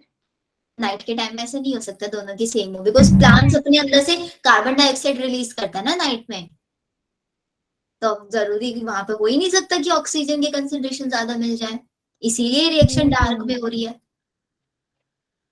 ठीक है, पीजी। हाँ जी, दोबारा बताइए। अभी किसी ने मेरे से क्वेश्चन ये पूछा कि मैम कार्बन डाइऑक्साइड और ऑक्सीजन अगर दोनों सेम अमाउंट में हो तो दोनों सेम अमाउंट में कैसे हो सकती है प्रेजेंट? अगर आप प्लांट के रिस्पेक्ट में बात कर रहे हो, प्लांट अपने अंदर से कार्बन डाइऑक्साइड रिलीज कर रहे हैं, रात में ऑक्सीजन ले रहे हैं, तो नॉर्मल सी बात है उसके एनवायरमेंट में या प्लांट के आसपास कौन सी कंसेंट्रेशन ज्यादा होगी? कार्बन डाइऑक्साइड की कंसेंट्रेशन ज्यादा होगी ना। Yes ma'am. Yes ma'am. तो इसलिए बस ये आपका कार्बोक्सिलेज की तरह वर्क करेगा, आरयूबीपी के अंदर कार्बन डाइऑक्साइड को बाइंड करा के पीजीए बनाएगा। और पीजीए के कितने कंपाउंड्स बनेंगे यहाँ पे? कितने मॉलिक्यूल्स बनेंगे? 2 मॉलिक्यूल्स यहाँ पे आपके पीजीए के बनेंगे। फिर यही पीजीए आपका आगे जाके हो जाएगा क्या? रिडक्शन दिखाएगा। रिडक्शन में क्या होता है? एक एटीपी यूज होगा प्लस एक NADPH यूज होगा। मैम फिर ज्यादा एनर्जी लॉस नॉन साइक्लिक में होगी। एनर्जी लॉस किस फॉर्म में बेटा? एनर्जी तो लॉस हो ही नहीं रहा है वहां पे। क्या हो रहा है एनर्जी लॉस नॉन साइक्लिक में? एनर्जी बन रहा है ना, देखो एक एटीपी यहाँ पे बन रहा है हमारा और एक NADPH2 यहाँ पे बन रहा है। ओके तो इसको कराने के लिए लाइट है और Mn+2 है। ये तो एनर्जी बनाने वाला प्रोसेस है, एनर्जी बना रहे हैं हम। अब एनर्जी बनाएंगे तभी तो हम लोग यहाँ पे डार्क रिएक्शन में यूज कर पाएंगे ना, उसको रात में यूज करके ग्लूकोज बनवा पाएंगे। Okay ma'am. ठीक है, ये तो ये हुआ हमारा राइबोलेज 1,4,1,5 बाइफॉस्फेट से हमारा बना फॉस्फोग्लिसरेट। फॉस्फोग्लिसरेट के अंदर रिडक्शन कराएंगे, मतलब एक एटीपी और एक NADPH को यूज करेंगे और किसमें कन्वर्ट कराएंगे? एटीपी से बना लेंगे ADP। एक हमारा फॉस्फेट रिलीज हो जाएगा और NADPH कन्वर्ट हो जाएगा NADP पॉजिटिव में कन्वर्ट हो जाएगा। क्या बनेगा इससे? इससे बनेगा मेरे पास ट्रायोज फॉस्फेट। यही ट्रायोज फॉस्फेट ग्लूकोज की तरह वर्क करेगा, मतलब यही आगे जाके आपका ग्लूकोज बनाएगा और फिर स्टोर हो जाएगा in the form of starch. And फिर यही ट्रायोज फॉस्फेट आगे जाके वापस से आरयूबीपी बना लेंगे। नहीं तो इतना सारा आरयूबीपी कहाँ से लेके आएंगे हम लोग? तो वापस से कैसे होगा ये प्रोसेस? इसी को रीजनरेशन बोलते हैं। यहाँ पे सिर्फ एक एटीपी का यूज होगा और एक एडीपी बन जाएगा। एटीपी का कन्वर्जन हो जाएगा एडीपी में. This is known as regeneration. ये वाला स्टेप था reduction and this one step is known as carbonation. Ma'am single phosphate को पीआई से क्यों शो करते हैं बेटा? क्यों मतलब देखो ना, एटीपी का मतलब होता है एडिनोसिन ट्राइफॉस्फेट. 3 फोस्फेट है, इन 3 फोस्फेट में से एक फोस्फेट को मैंने अलग निकाल दिया, उसको पीआई लिख देते हैं. और अगर हमारा इसको अभी तो बोलता है ना पी और पी, दो पी प्रेजेंट होता है, 2 फोस्फेट आपस में लिंक होता है, उसको पायरोफोस्फेट भी बोल देते हैं. ये नोटेशन होता है कि यहाँ से एक फोस्फेट निकल गया है बाहर. बताओ ये वाली साइकिल समझ में आई? अब इसके अंदर आता है मेन चीज आपका. देखो मैंने एक कार्बन डाइऑक्साइड को यूज किया, एक कार्बन डाइऑक्साइड को यूज करके तब मैंने साइकिल पूरा कराया. इसका एक छोटा सा ट्रिक होता है बच्चों, वो लिख लो. 3, 2, 1. ये ट्रिक किसके लिए लगाते हैं हम? C3 साइकिल के लिए लगाते हैं. 3 हमको बताता है यहाँ पे ATP, 2 बताता है यहाँ पे NADPH2 एंड 1 बताता है यहाँ पे CO2. अब देखो एक CO2 मैंने यूज किया. अभी ग्लूकोज बनाने के लिए एक चीज देखो, ग्लूकोज बनाने के लिए मेरे को कितने CO2 की जरूरत पड़ती है? 6. ये ऐसी साइकिल्स मेरे को 6 टाइम्स बनानी, 6 टाइम्स मेरे को इस साइकिल को कराना पड़ेगा, तब जाके तो ग्लूकोज बनेगा. Yes ma'am. है ना? तो यहाँ पे मेरे को ग्लूकोज बनाना है, मतलब C6H12O6 बनाना है, तो मेरे को यहाँ पे 6 कार्बन डाइऑक्साइड की जरूरत पड़ेगी. तो 6 कार्बन डाइऑक्साइड की नीड के टाइम पे मेरे को कितने एटीपी और कितने NADPH2 यहाँ पे यूज करने पड़ेंगे? वो कैसे निकालोगे? 12 ATP 12 NADP 12 NADPH और देखो 3 ATP. जब हम लोगों को एक कार्बन डाइऑक्साइड लिया तो मेरे को यहाँ पे 2 NADPH2 और 3 ATP यूज करने पड़ता है. ये फॉर्मूला होता है याद रखने का. अगर मेरे को यहाँ पे 6 CO2 यूज करने हैं तो मल्टीप्लाई बाय 6 कर दो, 6 2 जा 12 मेरे को NADPH2 की जरूरत पड़ेगी और 18 ATP की. किसके लिए? एक ग्लूकोज बनाने के लिए, जस्ट फॉर 1 ग्लूकोज. अभी जरा मेरे को ये बताना, अगर मेरे को 4 ग्लूकोज के मॉलिक्यूल्स बनाने हैं तो 4 ग्लूकोज के मॉलिक्यूल बनाने के लिए कितने एटीपी की रिक्वायरमेंट होगी? 12. Yes ma'am. 72 ATP. के लिए कितने ATP? 72 ATP. 18 हो जाओ 72. 72 बस. Yes, तो ये ma'am. याद रख लेना, एक ग्लूकोज के लिए 6 CO2 चाहिए होते हैं, 12 NADPH2 चाहिए होते हैं, 18 ATP चाहिए होता है. या फिर 3 to 1 से याद रख लेना, मल्टीप्लाई बाय 6 वाला. क्वेश्चन ये था शिवांश कि मतलब एक कार्बन डाइऑक्साइड को जब हम यूज कर रहे हैं तो उसमें 3 ATP 2 NADPH2 लग रहे हैं और उससे ग्लूकोज भी नहीं बन रहा है पूरा. एक ग्लूकोज बनाने के लिए मेरे को 6 CO2 की रिक्वायरमेंट है. 6 CO2 के लिए मेरे को इतने ATP इतने NADPH2 चाहिए. लेकिन अगर मेरे को 4 ग्लूकोज के मॉलिक्यूल्स बनाना है, देखो एक ग्लूकोज में तो 18 ATP चाहिए, एक ग्लूकोज बनाने के लिए 18 ATP. 4 ग्लूकोज मॉलिक्यूल बनाने के लिए कितने चाहिए? 18 multiply by 4. NADPH2 Yes, ma'am. 12 multiply by 4 और कितने CO2 चाहिए? Multiply by 4. 6 multiplied by 4. यही होगा ना? 28 NADPH2. Yes. तो यहां से क्वेश्चन आ जाते हैं इसी टाइप का. तो ये तो हो गया हमारा C3 साइकिल. अभी जल्दी से आ जाता है C4 साइकिल पे. ये केमियोस्मोटिक हाइपोथेसिस आ गया बीच में, इसको भी बता दूंगी, 2 मिनट का टॉपिक है. एक बार C4 लिख लो. C4 किसके अंदर होता है? Coats. मोनोकोट्स के अंदर होता है ना सिर्फ. मोनो स्पेलिंग Yes, बहुत ma'am. गलती लिखने लगी मैं. मोनोकोट के अंदर पाया जाने वाला एक साइकिल होता है और इसी को हम बोलते हैं आपका Hatch and Hatch and slack. Hatch and slack pathway. Slack pathway भी हम इसको बोलते हैं। अब ये C4 प्लांट्स क्या आखिरकार ये कैसे प्लांट्स होता है? हम बोलते हैं कि जितने भी हमारे C4 प्लांट्स हैं उन सब के पास एक स्पेशल टाइप की पावर होती है कि हाई से हाई टेम्परेचर को भी टॉलरेट कर सकता है। They can tolerate high temperature, high light intensity को भी ये टॉलरेट कर सकते हैं, हाई लाइट इंटेंसिटी को भी ये टॉलरेट कर सकते हैं। एंड C4 प्लांट कभी भी फोटो रेस्पिरेशन भी नहीं दिखाते। अब फोटो रेस्पिरेशन क्या होता है ये अभी आगे समझाऊंगी।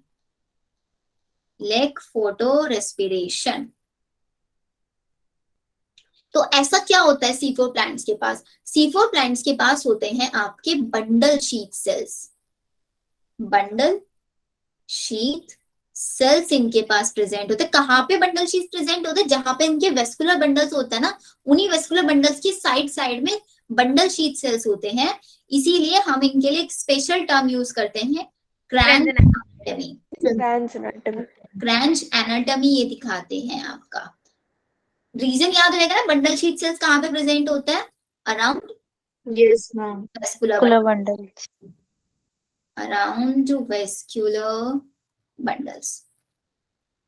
एग्जाम्पल अगर आपसे कोई पूछे, एग्जाम्पल में 2 एग्जाम्पल लिख देना, मेज और सॉर्गम। ये एग्जाम्पल आप लिखना है। चलो देखो होता क्या है, यहाँ पे 2 टाइप की सेल्स इन्वॉल्व होती है। एक होती है मेसोफिल सेल्स और एक होती है बंडल शीट।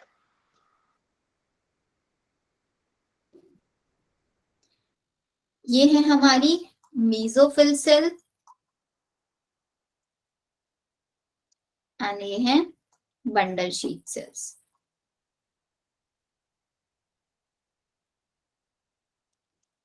यहाँ पे कंपाउंड होता है स्पेशल टाइप का जिसको हम बोलते हैं पेप। पेप का मतलब क्या होता है? Phosphoenol pyruvate. Phosphoenol pyruvate. This is फॉस्फोफिनॉल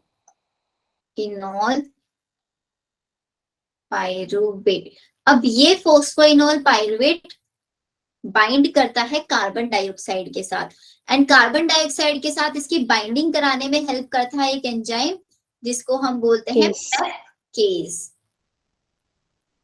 ये इंपॉर्टेंट है, पेपकेज एंजाइम्स को हेल्प करता है और इससे बना देता है OAA। What is OAA? Oxalo acetic acid. Oxalo acetic acid. Oxalo acetic acid ये एक 4 कार्बन कंपाउंड होता है, इसीलिए इस साइकिल का नाम C4 रखा जाता है क्योंकि इसके अंदर पहला बनने वाला प्रोडक्ट हमारा ऑक्सैलो एसिटिक एसिड होता है। 4 कार्बन कंपाउंड है इसलिए इसका नाम। अच्छा पहली C3 साइकिल में उसको C3 क्यों बोल रहे थे हम लोग? आ गया क्योंकि जो ये हमारा PGA था ना बच्चों, ये 3 कार्बन कंपाउंड होता है, इसीलिए 3 2 6, यहाँ पे 6 कार्बन ग्लूकोज बनता है। ये चीज याद रखना है आपको। इनका ये C3 C2 ये सब नाम दिए जाते हैं, इनके फर्स्ट कंपाउंड के बेसिस पे दिया जाता है कि फर्स्ट बनने वाला कंपाउंड कौन सा होता है। यहाँ पे 4 कार्बन है इसलिए हमने इसको C4 बोला। अब ये ऑक्सैलो एसिटिक एसिड कन्वर्ट हो जाता है मैलेट में, एंड देन ये मैलेट मीसोफिल से निकल के जाता है बंडल शीट सेल्स के अंदर। ये मैलेट पास ऑन हुआ मीसोफिल सेल से बंडल शीट सेल में, एंड यहाँ पे ये अपना दिखाता है क्या? डीकार्बोक्सिलेशन। डीकार्बोक्सिलेशन ये करेगा और डीकार्बोक्सिलेशन करने के बाद कन्वर्ट हो जाता है वापस से पेप में, और फिर यही पेप वापस से आपका पास ऑन हो जाता है किसके अंदर? मीसोफिल सेल में। तो यही पूरी साइकिल चलती जा रही है। देखो पेप कार्बन डाइऑक्साइड के साथ बाइंड कर ऑक्सैलो एसिटिक एसिड बना, मैलेट जाके बंडल शीट सेल में, बंडल शीट सेल में सिर्फ और सिर्फ डीकार्बोक्सिलेशन का काम हो रहा है। सिर्फ यहाँ पे डीकार्बोक्सिलेशन हो रहा है, यहाँ से कार्बन डाइऑक्साइड रिलीज हो रही है। यही कार्बन डाइऑक्साइड वापस से ऊपर जाएगी मीसोफिल सेल में, पेप के साथ कंबाइन होकर फिर ऑक्सैलो एसिटिक फिर मैलेट बना देगा। ये प्रोसेस चलता जा रहा है हम लोगों का। लेकिन अब आप बोलोगे मैम फायदा क्या है इस प्रोसेस का? फायदा ये है इस प्रोसेस का, यहाँ पे 2 ATP बन रहे हैं। 2 ATP। ये इंपॉर्टेंट है यहाँ पे। C4 में 2 ATP बन रहा है हमारे। अब अगेन वही फॉर्मूला लगाओ, 3 2 1 वाला। 3 क्या थे? ATP, 2 ATP NADPH2, 1 CO2। तो इसका मतलब अगर 1 कार्बन डाइऑक्साइड में यहाँ पे यूज करूँ तो उसके लिए मेरे को यहाँ पे 2 NADPH2 3 ATP यूज कराने पड़ रहे हैं। लेकिन अब यहाँ पे आपको क्या कर रहे हो, हाँ वही ग्लूकोज वाला कंसेप्ट लगाना, 6 CO2 हो जाएगा, 6 2 जा 12 NADPH2 18 और 3 ATP। 3 के साथ अब ये जो एक्स्ट्रा यहाँ पे ATP हुआ है ना, इनको भी बस आपको ऐड करना पड़ता है। 3 + 2 आपको करना पड़ेगा। मैं भी यहाँ 18 ATP होना चाहिए। क्या बोल रहे हो? यहाँ पर तो 18 ATP होना चाहिए ना, T2 और रूल के अकॉर्डिंग। हाँ हाँ वही ना, मैंने मल्टीप्लाई नहीं किया, इनको मल्टीप्लाई करो और 6 2 जा ये 16 नहीं 12 आएगा। 6 3 जा 18, 18 + 2 आएगा और 6 2 जा 12, ये होगा।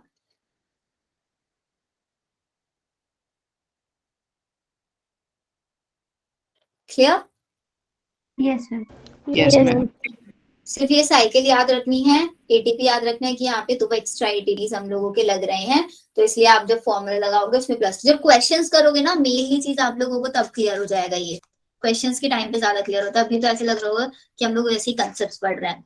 अब इसकी लास्ट साइकिल आती है हम लोगों की फोटो रेस्पिरेशन, वो भी पढ़ ले। मैम सभी में ऐसे ही +2 होगा। Yes ma'am. Yes ma'am. अगर C4 साइकिल करेंगे ना, C4 साइकिल में +2 करना पड़ेगा।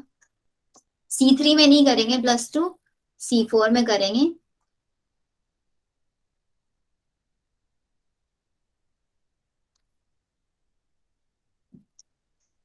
देखो फोटो रेस्पिरेशन, मैम उसमें जब +2 जो कब करेंगे, हमेशा? हाँ हमेशा उसके अंदर +2 करना पड़ेगा जब भी हम ग्लूकोज के लिए निकालेंगे, 4 ग्लूकोज के लिए, 5 के लिए, जितना भी निकालेंगे हमेशा +2। एटीपी पूछा तो +2 करेंगे, NADPH2 पूछा डायरेक्टली बता देंगे हम इसमें। Okay ma'am. And 1 ma'am, NADPH2 कितने एटीपीज के इक्वल होता है? 1 NADPH2 6 8 2 एटीपी के इक्वल होता है ना। Yes ma'am. ओके। तो अगर आपसे टोटल एटीपी पूछेंगे तो 12 NADPH2 12 2 जा 24 एटीपी बता देना आप यहाँ पे। एटीपी वाला सबसे ज्यादा कंसेप्ट आपका रेस्पिरेशन प्लांट्स में और ज्यादा क्लियर हो जाता है, बिकॉज हम लोग वहाँ पे ग्लूकोज में 10 स्टेप प्रोसेस पढ़ता है ना, वहां पे हो जाता है। पेप से पेप बन रहा है, पेप से पेप कहाँ बन रहा है आशुतोष? ये पेप से पेप नहीं बन रहा है, ये बंडल शीट सेल में मैलेट से पेप बना, फोस्फोइनोल पायरेट, एंड वही आपका शिफ्ट हो गया मीसोफिल सेल्स में, वही ट्रांसपोर्ट हो गया मीसोफिल सेल्स में, और मीसोफिल सेल्स में जाके उसने फिर कार्बन डाइऑक्साइड के साथ कंबाइन करके फिर से वही साइकिल चला दिया है। बन नहीं रहा है पेप से, वो ट्रांसफर हुआ है बंडल शीट सेल से। दूसरी जगह शिफ्ट होने में ही 2 ATP रिलीज कर रहा है। हाँ वो शिफ्टिंग होने में नहीं, बंडल शीट सेल से मीसोफिल सेल्स में जाने में। हम तो जाने में भी तो कोई जो एनर्जी लगी होगी। जाने में ऑब्वियसली इसको एनर्जी लगी है, इसीलिए तो हम यहाँ पे उसमें 2 एटीपी हुए ना। मतलब स्टेप्स उसमें और भी होता है बीच में, ये वो स्टेप्स है जो आप अपने लेवल पे पढ़ रहे हो। अगर आप यहाँ से CO2 ऑक्सैलो एसिटिक से मैलेट में पढ़ोगे ना तो इसके बीच में अराउंड 6 स्टेप्स और आता है जो हम लोगों को नहीं पढ़ने होते सिलेबस में नहीं। अगर आप इसी को थोड़ा हायर लेवल की बुक्स उठा के देखो तो इसमें बहुत सारे स्टेप्स आपको देखने के लिए मिलेंगे। नॉन साइक्लिक वाला, साइक्लिक वाला गूगल सर्च करके देख लेना इमेजेस, बहुत सारे स्टेप्स आपको मिलेंगे यहाँ पे। Okay class ma'am. ओवर कब तक होगी बेटा? बस अभी क्लास होगा, फोटो रेस्पिरेशन बता के क्लास फिनिश करता है। कल फिर से हम क्लास रखेंगे, कल की क्लास में आपको एनसीईआरटी पढ़ाऊंगी, और जितने आज ये क्वेश्चंस हम लोगों ने साइकिल्स पढ़ी है ना, इनसे रिलेटेड जितने भी क्वेश्चंस आते हो सारे क्वेश्चन सॉल्व करेंगे। मैम। ओके तो आप लोगों के सारे डाउट्स क्लियर हो जाएंगे। फोटो रेस्पिरेशन और लिख लो, आज लिखने वाला काम फिनिश, कल सब क्वेश्चंस कर लेंगे। ये एक वेस्टफुल प्रोसेस होता है। अब इसको वेस्टफुल प्रोसेस वो क्यों बोलते हैं वो भी समझ लेना। देखो इस प्रोसेस में 3 लोकेशंस इन्वॉल्व होती हैं। नेट खत्म तो नहीं, लेकिन ये गाने इतनी, निष्पा भी कुछ भी बोलते रहते हो आप।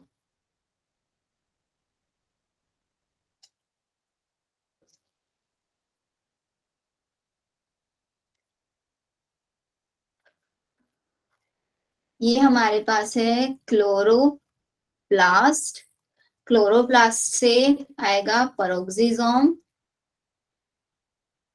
फिर आएगा माइटोकॉन्ड्रिया। बच्चों भी पढ़ लो, बातें बाद में कर लेना। तो यहाँ पे क्या हुआ, अगेन सबसे पहले मेरे पास है राइबोलोज 1,5 बाइफॉस्फेट RUPP, ठीक है। जैसे कि वो अभी हम लोगों ने वो C3 साइकिल पढ़ा था ना, उसी से रिलेट करना है यहाँ पे। C3 साइकिल डार्क में हो रहा था और वहां पे जो मेरा एंजाइम था ना रुबिस्को, वो कार्बोक्सिलेज की तरह काम कर रहा था, लेकिन यहाँ पे ऑक्सीजनेज की तरह वर्क करेगा। अब यहाँ पे है, मैंने डाला RUBISCO रुबिस्को। अब ये रुबिस्को क्या कर रहा है, वहां पे क्या बना रहा था, ये RUBP रुबिस्को में जब कार्बोक्सिलेज करा रहा था क्या बना रहा था। एक बार सारी स्लाइड्स दिखा देना, श्योर बेटा सारी स्लाइड्स दिखा देंगे। PGA PGA बन रहा था ना, यहाँ बनेगा। लेकिन PGA के साथ साथ एक और कंपाउंड बनता है। What is PGA? फॉस्फोग्लिसरेट। फोस्फोग्लिसरेट के साथ यहाँ पे एक और कंपाउंड बनता है, ऊपर लिख रही हूँ उसको, फोस्फोग्लाइकोलेट। कब बनता है ये, जब ये एंजाइम वर्क करता है, कैसे, वर्क एज ऑक्सीजिनेज। जब ये ऑक्सीजिनेज की तरह काम करेगा रुबिस्को, तब आपका ये PGA बनेगा और फोस्फोग्लाइकोलेट बनेगा। अब ये PGA तो क्या चला जाएगा, ये PGA तो बेचारा चला जाएगा अपना C3 साइकिल में, ठीक है। अब बचेगा मेरे पास फोस्फोग्लाइकोलेट, 2 कार्बन कंपाउंड बन रहा है, तो इसीलिए फोटो रेस्पिरेशन को हम C2 साइकिल भी बोल सकता है। 2 कार्बन कंपाउंड बन रहा है, इसलिए इसको हम C2 साइकिल भी बोल सकता है। ये मेरा फोस्फोग्लाइकोलेट क्लोरोप्लास्ट से निकल के कहाँ पे आएगा,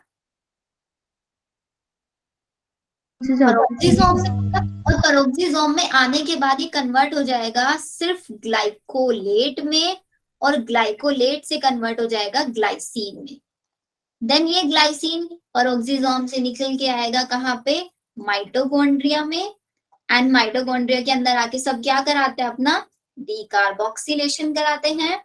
मतलब लास्ट स्टेप में, जैसे वहां पे भी लास्ट स्टेप में डीकार्बोक्सिलेशन हो रहा था ना, तो यहाँ पे भी ग्लाइसिन का होगा डीकार्बोक्सिलेशन, CO2 रिलीज होगा, एंड CO2 रिलीज होके कन्वर्ट हो जाएगा सेराइन में, एंड देन यही सेराइन से वापस एंटर करेगा पेरोक्सिसोम में, पेरोक्सिसोम में जाके कन्वर्ट हो जाएगा ग्लाइकोलेट में, और फिर यही ग्लाइकोलेट वापस से कन्वर्ट हो जाएगा RUBP में।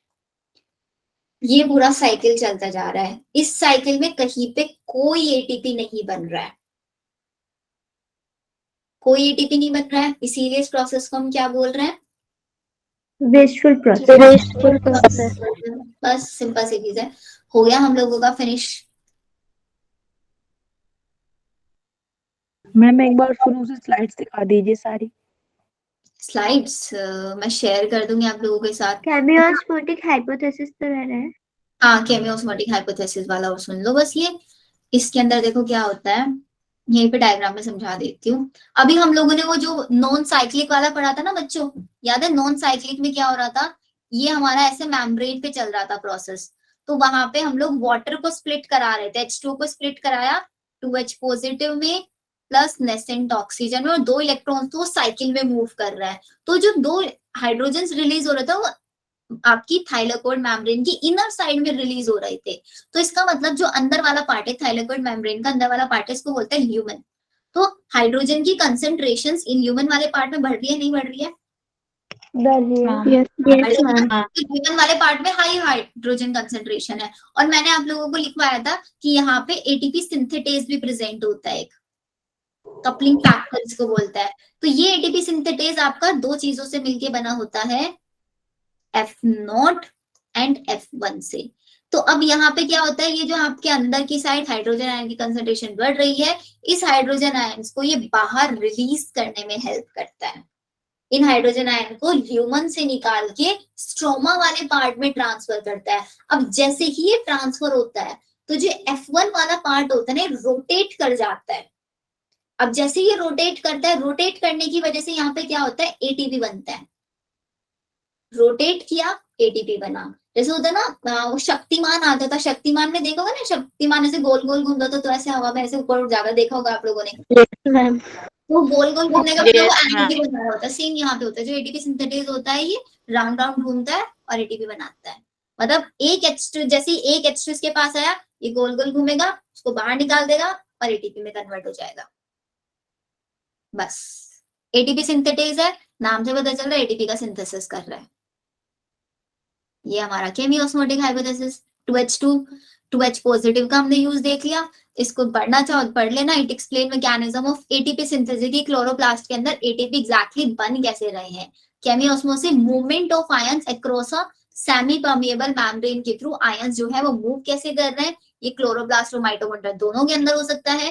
केमियोस्मोसिस नीड अ मेम्ब्रेन, एक प्रोटॉन पंप, एक प्रोटॉन ग्रेडियंट, अंदर की साइड ग्रेडियंट हाई है, बाहर की साइड लो है, और एक एटीपी सिंथेटेज उसको चाहिए होता है। वाटर का स्प्लिट हो रहा है इनर साइड ऑफ मेम्ब्रेन पे, सारे के सारे प्रोटॉन्स ल्यूमन में एक्यूमुलेट हो गए। ल्यूमन में एक्यूमुलेट हो गए तो हम उनको मूव कराना है फोटो सिस्टम से। Proton transported across the membrane, it is due to the removal of proton from stroma. तो ये पूरी की पूरी वही जो मैंने कहानी आपको बताई वही लिखी हुई है। स्ट्रोमा के अंदर प्रोटॉन डिक्रीज है, बट इन ल्यूमन प्रोटॉन बहुत सारे इकट्ठे हैं, वही ये ग्रेडियंट बन गया। ल्यूमन के अंदर प्रोटॉन बहुत ज्यादा हैं तो कंडीशन कैसी होगी, एसिडिक होगी। एसिडिक होगी तो इसका मतलब एसिडिक की तो पीएच डाउन होती है। मैम सिंथेज मींस सिंथेज का मतलब होता है जब कोई किसी चीज को सिंथेसाइज करता है, सिंथेसिस करने वाले को बोलते हैं सिंथेज। Okay ma'am. ठीक है, ये देखो ये ऊपर ये सी एफ नोट वाला पार्ट, एफ नोट वाला पार्ट मेम्ब्रेन के अंदर रहता है ना, ऐसे यहाँ पे एफ नोट और नीचे की साइड होता है F1। F1 हैंग डाउन होता है, F नोट मेम्ब्रेन के अंदर रहता है, F1 हैंग डाउन होता है। यही पार्ट देखो ऐसे रोटेट करेगा। अब ऐसे रोटेट करेगा तो नीचे जैसे ही आपका H+ रिलीज होगा, यहाँ पे ADP प्लस फोस्फेट मिलके ATP का फॉर्मेशन करा देंगे। Okay ma'am. ये हो गया, हम लोगों ने डार्क रिएक्शंस पूरा पढ़ लिया। डार्क रिएक्शन क्या होता है ये मैम बस नॉन साइक्लिक प्रोसेस ही ऐसा है जिसमें हमने मतलब सिंगल साइकिल चला है, बाकी जितने भी प्रोसेस हमने किए हैं जो हमने स्टार्ट किया है वही वापस बन जा रहा है। हाँ तो वही फिर वापस फिनिश हो जा रहा है सब कुछ। तो फिर एनर्जी या फिर जो भी मटेरियल रिक्वायर्ड हो रहा है वो तो हमें सिर्फ नॉन साइक्लिक के लिए रिक्वायर्ड हो रहा है, बाकी में तो वही चीज रिपीट होती जा रही है। लेकिन एनर्जी तो बन रही है ना। देखो नॉन साइक्लिक में भी एक एटीपी बन रहा था, एक NADPH2 बन रहा था। साइक्लिक वाले में भी हमारी एनर्जी बन रही है, 2 एटीपी बन रहे हैं वहां पे। मेरी हम लोगों को यहाँ पे ज्यादा से ज्यादा एनर्जी इकट्ठी करनी है बस। ओके ज्यादा से ज्यादा एटीपी हम लोगों को निकालनी है, एंड फिर वही एटीपी का यूज कर करके हम लोगों ने यहाँ पे देखो ना, ये एटीपी कहाँ से आएंगे यहाँ पे डार्क रिएक्शन में। ये जो हमने यहाँ पे एटीपी डाले कहाँ से आएंगे, ये एटीपी वहीं से तो आए हैं निकल के सब, तभी तो हम लोगों ने ग्लूकोज बनाया। Okay ma'am. ठीक है, तो ये हुआ हमारा मेनली, मतलब आज ऑलमोस्ट चैप्टर फिनिश हो चुका है, बट पूरा चैप्टर फिनिश नहीं बोलेंगे बिकॉज अभी